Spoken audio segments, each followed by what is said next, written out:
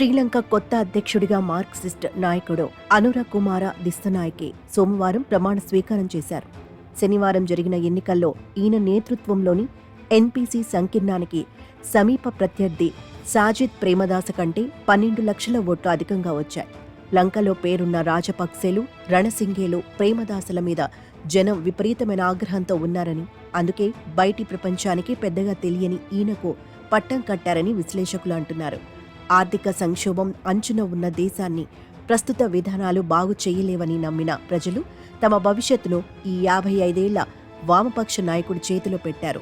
10 ఏళ్ల క్రితం జనతా విముక్తి పేరున జేవీపీకు అధ్యక్షుడై 6 ఏళ్ల క్రితం ఆ పార్టీ నేతృత్వంలో నేషనల్ పీపుల్స్ పవర్ ఎన్పీపీ కూటమిని ఏర్పాటు చేసి అప్పటి అధ్యక్ష ఎన్నికల్లో పోటీ పడినప్పుడు అనుర కుమార దిస్తనాయకే ఏకేడీకు 3% ఓట్లు వచ్చాయి. ఇప్పుడు మరో 40% ఓట్లు పడటానికి ప్రధాన కారణం ప్రజల ఆర్థిక దుస్థితి, దుర్భరమైపోయిన వారి దైనందిన జీవితాలు. ప్రజల్లో ఉన్న నిరాశ నిస్పృహలను ఏకేడీ చక్కగా వినియోగించుకున్నారు. ప్రత్యర్థులందరినీ చేతకాని వారుగా చీల్చి చెండాడి తాను సచ్చీలుండని చేసిన ప్రచారం జనానికెక్కింది. మిగతా వారంతా దోచుకోవడానికి వస్తే తాను రక్షించడానికి వచ్చానని ఆయన చెప్పుకున్నాడు.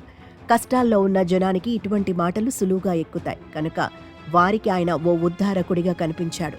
రాజపక్సేలు రగిల్చిపోయిన అగ్గిని చల్లార్చి పరిస్థితులను దారికి తెచ్చి ఇరుగు పొరుగు దేశాల చేయూతతో ఐఎంఎఫ్ ఆర్థిక సాయంతో దేశాన్ని ఎంతో కొంత గాడిన పెట్టాడని మిగతా ప్రపంచమంతా అంటున్న రనిల్ విక్రమ్సింఘేను కూడా జనం కాదు పొమ్మన్నారు. రాజపక్సేలకు వ్యతిరేకంగా సాగిన ప్రజా ఉద్యమంలో చురుకైన పాత్ర పోషించటం, అధ్యక్ష బరిలోకి దిగబోతున్నానని ముందుగానే ప్రకటించడం ఏకేడీకి వివిధ వర్గాలను ఆకట్టుకోవడానికి ఉపకరించింది.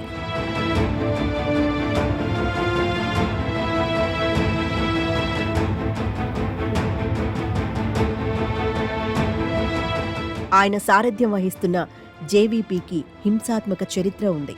1970-80 దశకాల్లో అది సాయుధ తిరుగుబాటు చేసింది. వందలాది మంది మరణించారు. ఎల్టీటీఈ సారథ్యంలో తమిళుల అస్తిత్వ పోరాటం మొదలైన తర్వాత ఈ పార్టీ లంక జాతీయవాదానికి ప్రతినిధిగా అవతరించింది. ఎల్టీటీఈతో ప్రత్యక్ష యుద్ధం కూడా చేసింది. భారత్ శ్రీలంక శాంతి ఒప్పందాన్ని వ్యతిరేకిస్తూ జేవీపీ సాగించిన హింసలో వందల మంది మరణించారు. ఈ ఒప్పందం ఆధారంగా ఉనికిలోకి వచ్చిన ప్రాంతీయ మండళ్లకు కొద్దిపాటి అధికారాలు బదలాయించడాన్ని కూడా ఈ పార్టీ తీవ్రంగా వ్యతిరేకించింది. ఏకేడీ విజయోత్సవంలో ఎర్రజెండాలు కనిపిస్తున్నా అది మతవాద, మితవాద పార్టీయేనని కొందరి వ్యాఖ్యానం. జేవీపీ అధ్యక్షుడైన తర్వాత ఆయన గతకాలపు హింసకు క్షమాపణలు కోరారు. కానీ ప్రాంతీయ మండళ్లు కొనసాగుతాయన్న ఒక్క మాట తప్ప తమిళుల విషయంలో ఆయన వైఖరి పెద్దగా మారలేదు. ఆయనకు, ఆయన పార్టీకి భారత వ్యతిరేకి అన్న పేరుంది.